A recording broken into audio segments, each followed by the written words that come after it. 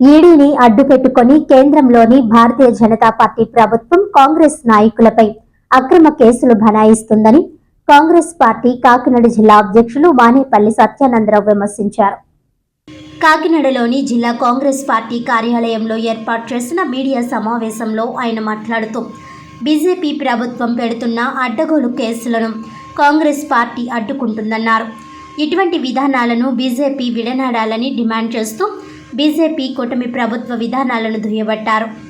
ఈ కార్యక్రమంలో Congress party Kakinada city అధ్యక్షులు Chekka Nookaraju, Pradesh Congress committee general secretary Nakka Satyanarayana, Jaggampeta coordinator Maruthi Sivaganesh, INTUC అధ్యక్షులు తాళ్ళూరు రాజు, జిల్లా ఎస్సీసెల్ అధ్యక్షులు మోయేటి సూర్యప్రకాష్, జిల్లా కోశాధికారి వెంకటరమణ, గొల్లప్రోలు మండల అధ్యక్షులు మొగలి సురేష్, ప్రతిపాడు మండల అధ్యక్షులు దేవరపు జమీందార్, కాంగ్రెస్ పార్టీ జిల్లా అధికారి ప్రతినిధి బండారు జయప్రకాష్ తదితరులు పాల్గొన్నారు.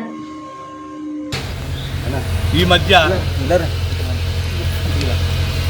బీజేపీ ప్రభుత్వం వారు తమ పరిపాలనలో ఉన్నటువంటి ఈడీని ఉపయోగించుకుని కాంగ్రెస్ నాయకులు అగ్రనాయకులైనటువంటి సోనియా రాహుల్ గాంధీ మీద మరలా ఛార్జిషీటు ఫైల్ చేయడం అన్నది దానికి ఈ నెల 16వ తారీఖున దేశమంతా కాంగ్రెస్ పార్టీ నిరసన తెలియజేయడం జరిగింది. దానికి బదులుగా ఈరోజు కాకినాడ పట్టణంలోని బీజేపీ నాయకులు కాంగ్రెస్ పార్టీ మీద దగ్గర నిరసన తెలియజేయడం, ధర్నా చేయడం రావడం అన్నది చాలా అన్యాయం, అక్రమం. ఇకపోతే 2010లో చిన్న ప్రైవేట్ కేసు నేషనల్ హెరాల్డ్ పత్రిక మీద పెట్టింది. వీళ్ళు కావచ్చినప్పుడల్లా 14లో ప్రొసీడింగ్స్ మొదలవుతే కాలం జరుగుతూ ఉంటే వీళ్ళకి బీజేపీ ప్రభుత్వానికి అవసరమైనప్పుడల్లా ఎలక్షన్స్ వచ్చే ముందు దీన్ని రైజ్ చేయడం ఒక ఆనవాయితీగా వస్తున్నది. ఇందులో వీళ్ళు వైఐటీ నిర్మించింది నాన్ ప్రాఫిటబుల్ సంస్థ. అది ₹1 కూడా ఎక్కడ చేతులు మారిన ఆనవాళ్ళు లేదు. అటువంటి సోనియా గాంధీ కానీ రాహుల్ గాంధీ కానీ ఎక్కడ ఒక పైసా కూడా అక్రమం జరగలేదు. కోర్టు ముందు ఇవి రుజువు అవుతాయి. వాళ్ళు సక్రమంగా నిర్దోషులుగా బయటకు వస్తారు. దీన్ని తట్టుకోలేని బీజేపీ ప్రభుత్వం ఈ రకమైన అల్లర్లు సృష్టిస్తున్నది. ఒక సంఘి బ్రదర్స్ వార్తా పెట్టుకున్నట్టు, లేకపోతే రామోజీరావు గారు ఈనాడు పెట్టుకున్నట్టు, ఇంకొక ఆయన జగన్మోహన్ రెడ్డి గారు సాక్షి పెట్టుకున్న లాంటి పత్రిక మాత్రం కాదు. ఆ వాళ్ళ స్వాతంత్ర్య సాధన కోసం ఇండియన్ నేషనల్ కాంగ్రెస్ పార్టీ ఏర్పాటు చేసిన పత్రిక. ప్రెసిడెంట్ గారు చెప్పినట్టు ఏ విధమైన లాభాపేక్ష లేకుండా ప్రజలకు విషయం తెలియజేసేదానికి ఏర్పాటు చేయబడిన పత్రిక. అటువంటిది ఏమాత్రం లాభాపేక్ష లేకుండా 1938 సంవత్సరం నుంచి ఇప్పటి వరకు పనిచేస్తున్న పత్రిక. అటువంటి పత్రిక మీద ఏమాత్రం లాభాపేక్షలు లేని పత్రిక మీద సుబ్రహ్మణ్యం స్వామి ఆవాళ 2011లోని కేసేశాడు. ఏమాత్రం ఆధారాలు లేని ఒక కేసు వేశారు. దానిని ఇవాళ అలసిగా తీసుకుని కేంద్ర ప్రభుత్వం రాహుల్ గాంధీ గారిని, సోనియా గాంధీ గారిని ఇబ్బంది పెట్టాలన్న ఉద్దేశంతో చాలా దారుణంగా, అన్యాయంగా, అకృత్యంగా రాహుల్ గాంధీ గారిని, సోనియా గాంధీ గారిని షార్ట్ షీట్లో జాయిన్ చేశారు. దానికి మేము నిరసన తెలియజేస్తా ఉన్నాం. ఆర్ఎస్ఎస్ భావాలతోనే, బీజేపీ భావాలతోని ఈ కులతత్వ పార్టీలు, మతతత్వ పార్టీలు, సెక్యులరిజమైన కాంగ్రెస్ పార్టీని పూర్తిగా చంపేసేయాలి, పూర్తిగా అణిచివేసేయాలన్న ఆలోచనతోని కాంగ్రెస్ పార్టీ మీదకి దాడికి వచ్చిన ప్రక్రియ ఇది. దీని మీద కేసులు పెట్టాలి. సుమోటోగా తీసుకుని దీన్ని హైకోర్టు సుమోటోగా తీసుకోవాలి, సుప్రీంకోర్టు సుమోటోగా తీసుకుని వాళ్ళందరి మీద కేసులు ఫైల్ చేసేవలసిన అవసరం ఉంది.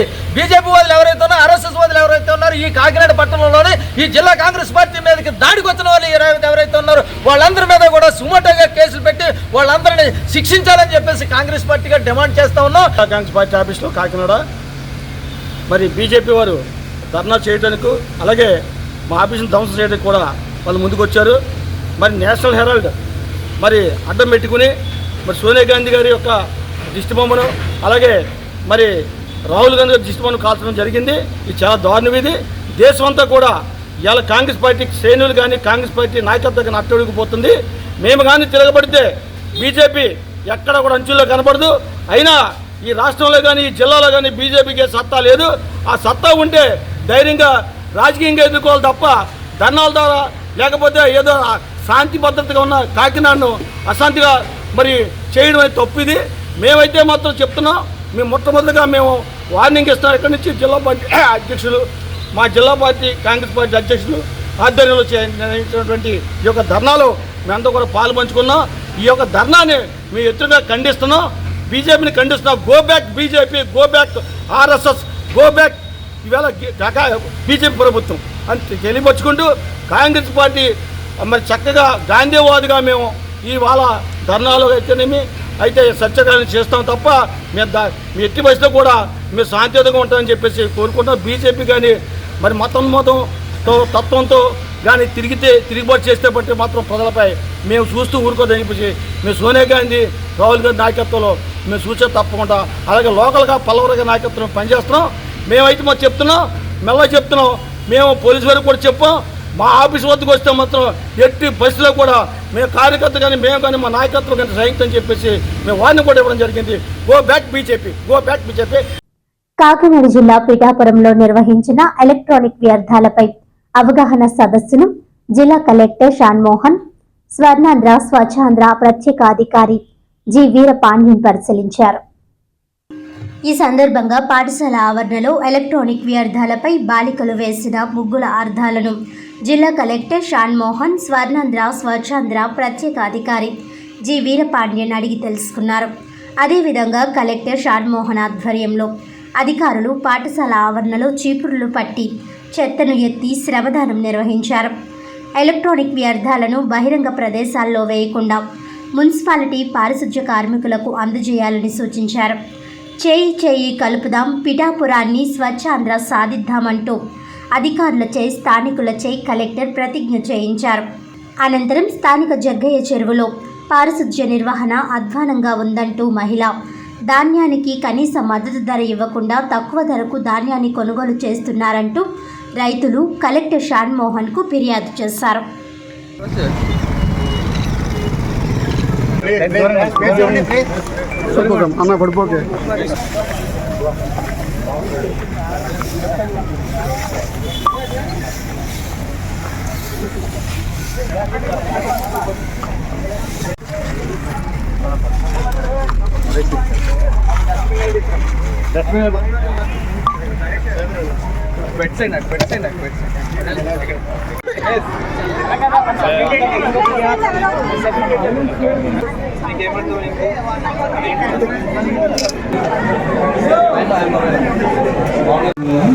స్వచ్ఛాంధ్ర స్వచ్ఛాంధ్ర అనే ఒక నినాదంతో మనం ఒక ప్రోగ్రామ్స్ రాష్ట్ర వ్యాప్తంగా జరుగుతుంది. ఎలక్ట్రానిక్ వస్తువుల గురించి దాన్ని ఏ రకంగా వాడాలి, దాన్ని ఏ రకంగా మనము దాని యొక్క పూర్తి లైఫ్ పోయిన తర్వాతే లేకపోతే చెడిపోయిన తర్వాతే దాన్ని ఇష్టం వచ్చినట్టుగా మనము పారేస్తాం, లేకపోతే మన ఇంట్లోనే అది ఉండిపోతుంది. కానీ దాన్ని సైంటిఫిక్గా డిస్పోజ్ చేసే విధానం గురించి మనం ఈ రోజుల్లో మనము ప్రజల మధ్యలో అంత పెద్దగా అవగాహన లేదు కాబట్టి దాని గురించి కూడా అవగాహన తీసుకొని రావాలనే ఉద్దేశంతో ఈరోజు ఈ కార్యక్రమాన్ని టీమ్ బేస్డ్గా చేసుకోవడం జరిగింది.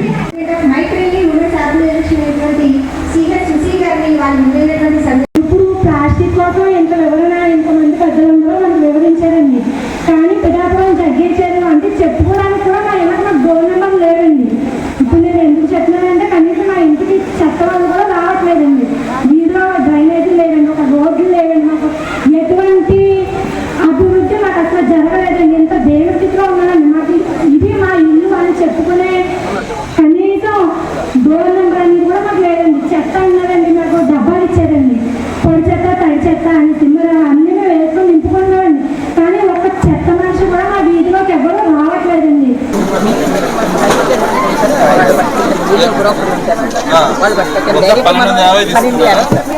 మరి మీకు గవర్నమెంట్ నుంచి 1700 పడుతుంది కదా, మరి అది ప్రజలకు వెళ్ళదండి, మన ప్రభుత్వం మీద నిలబడిపోతుందండి. గతానికి ఇప్పటికీ 3 రోజులు తేడా ఉందని నెగిటివ్ తీసుకెళ్తారు. కానీ జరిగింది ఇవాళ సార్ తీసుకెళ్ళడం సార్ రావడం జరిగిందండి.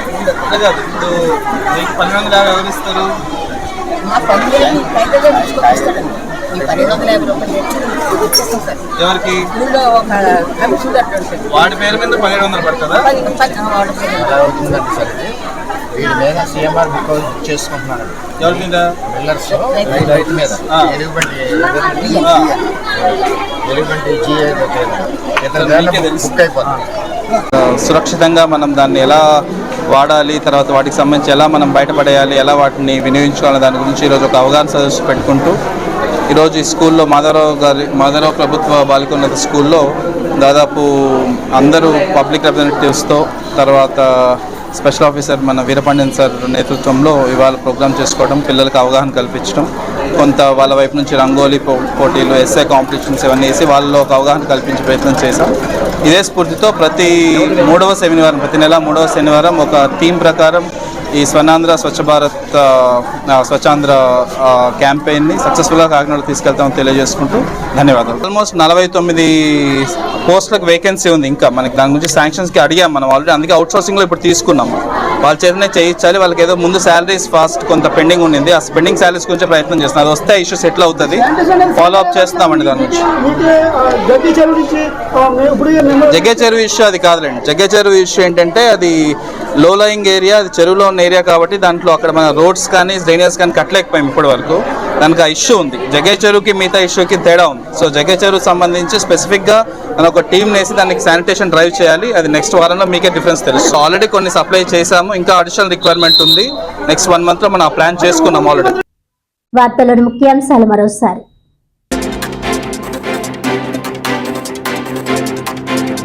పిఠాపురంలో ఎలక్ట్రానిక్ వ్యర్థాలపై విద్యార్థులకు అవగాహన సదస్సు. జిల్లా కలెక్టర్ షాన్ మోహన్ ఆధ్వర్యంలో పాఠశాల ఆవరణలో శ్రమదానం చేసిన స్వర్ణాంధ్ర స్వచ్ఛాంధ్ర ప్రత్యేక అధికారి జి వీరపాండ్యన్.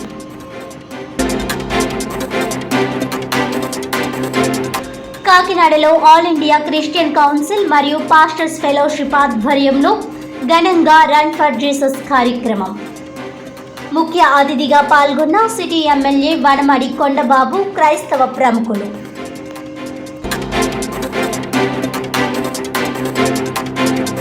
కాకినాడ జిల్లాలో 9వ విడతగా 454 సెల్ ఫోన్ రికవరీ చేసి బాధితులకు అప్పగించిన జిల్లా పోలీసులు. ఇప్పటి వరకు మోబీ ట్రాక్ పోలీస్ యాప్ ద్వారా 2551 సెల్ ఫోన్లను రికవరీ చేసినట్లు వెల్లడించిన కాకినాడ జిల్లా ఎస్పీ జి బిందు మాధవ్.